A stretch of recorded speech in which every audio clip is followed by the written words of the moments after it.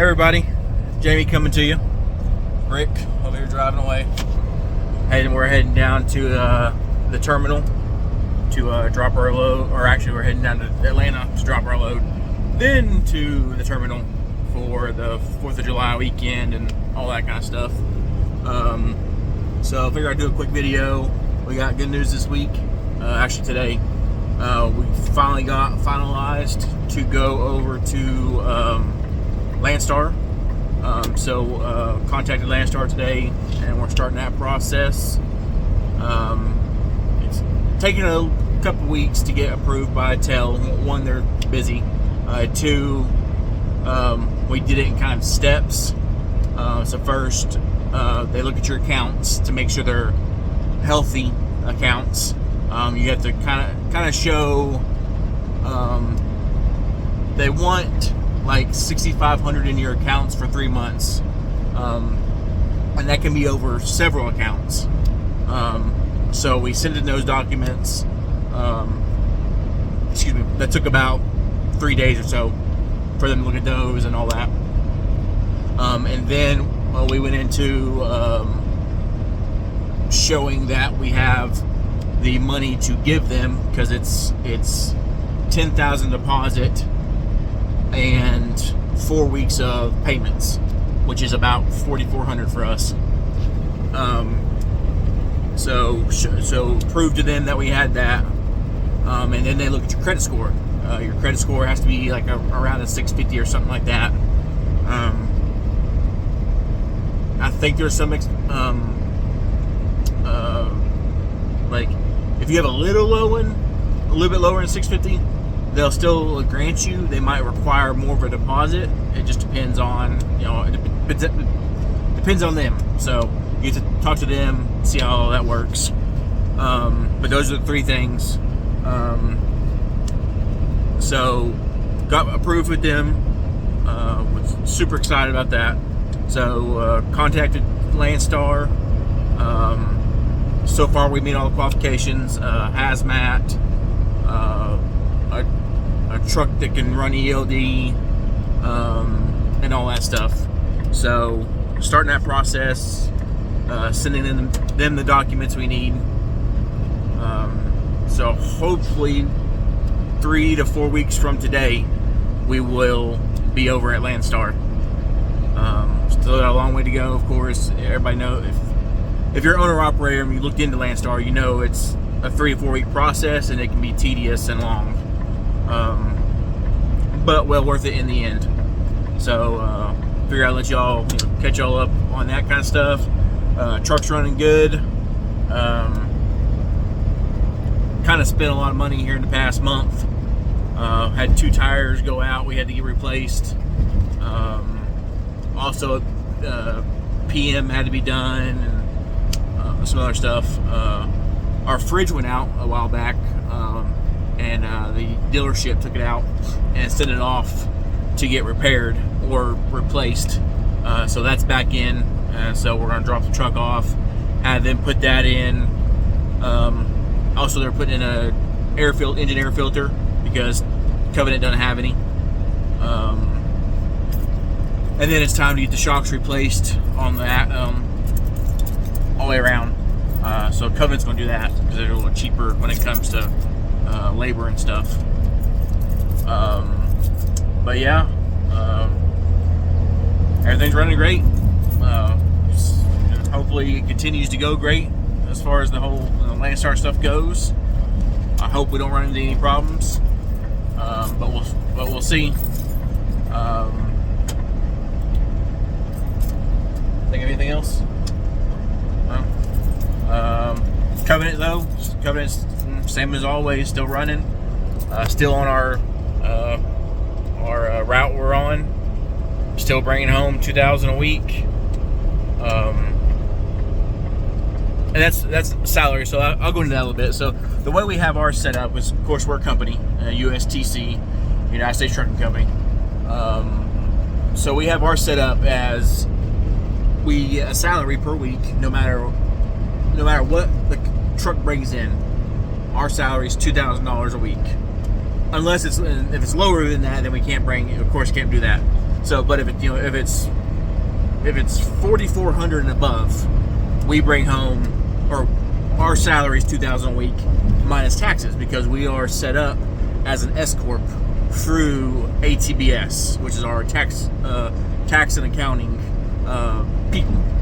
So we have payroll that we have to pay for. Well, the company has to pay for, and so our checks are $2,000 a week minus taxes and stuff like that. Plus, us having payroll on ourselves, the company has to pay a tax for paying us payroll, which is about $440 a week for both of us. So it's $219 each payroll. So it's a total of $44.40. So that's how we have ours set up. It's that way. It's simple, and then whatever extra we have goes to the company. That way, it's still building. Plus, if you run over 15 or 20, if you run over 20,000 miles a month with Covenant, you get a $1,000 bonus every month, which is, I think, is around the 16th or something like that. So that one we have go directly into the company. So roughly a month we have about 15 to 1,600 going to the company, and the rest coming to us. Two reasons for that, or mainly just one. You have to show that the company's making money when you go to apply for loans or anything like that, and it helps you in the long run to save if you are planning on having your own company. As far as fleets go, you have to be able to save money, etc. And it makes it easier for doing this whole S corp thing is going to be so much easier on taxes. Now, they say it helps us with paying less taxes. I don't know that. So this year, combined, we had to pay about $18,000 in taxes combined. So doing this S corp stuff, we're hoping. They say it will, but we hope that it'll save us in taxes, because we're technically you're taxed at a lower rate than not as an S or just a plain LLC. So yeah, looking forward to getting those numbers out eventually next year. Not looking forward to paying the $9,000 that I have to pay, and his is like 80-something hundred. So yeah, not looking forward to that part. And that's one thing, if you're looking to be an owner operator, and you don't like taxes, then it's not going to be for you, because of course you make more money, so it's going to cost you a lot more in taxes. So we last year we made enough money to bump up into the bottom of the next tax bracket, which really screwed us over. So yeah. This year we'll be in the higher portion of that tax bracket, so it won't be as bad. But yeah, if you're thinking about going owner operator, just make sure the cons and pros. Yeah, you make more money. Yes, it costs a lot more, and so you need to be more responsible with money. Save up for your taxes at the end of the year. If not, they're going to penalize you and charge you interest for not paying them on time. As far as luckily TEL makes you save money for breakdown stuff, but I'd say don't rely on that to its full extent. If you're running team, it does really good. Right now, with us spending a bunch of money last week, we still have about 11 to 12,000 in our maintenance account, and we just upped that to 12 cents a mile.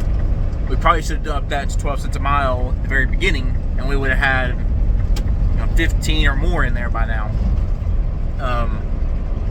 So, which once we go to Landstar, that's going to be going to it'll be a flat rate. It won't be based off per mile anymore because TEL won't be able to keep up with our per mile per week. So it'll go to a flat rate, which I think is around $500 a week, something like that, which is about normal for us anyways because we run roughly 5,000 miles. So that'll be about the same.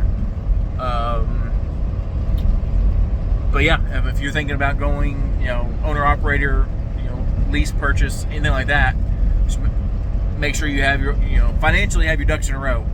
The less amount of money you have in debt and bill wise is smarter to do, because you never know. 2 weeks ago, we were home for 2 weeks because we took a week off for Memorial Weekend, and then something come up with the truck, being the part of the suspension was broken. So then it was in the shop for another week. So that's 2 weeks without a paycheck. That's $4,000. So you want to make sure you have money saved, and the less bills you have, the better. I'm not saying it's impossible. It can be a pain in the rear end to manage money that you don't have, or when you're running slow, or running low, not slow. Sorry. But yeah, if you guys have any questions, feel free to ask like usual. We'll try to keep you updated on what's going on. Once we get cleared with Landstar, and we kind of get more of a date on when we're starting with them, I'll let y'all know. Or if we don't get to go over to them for some reason, I'll let you know. But yeah, until next time, until the next update, I'll talk to you guys later. See ya.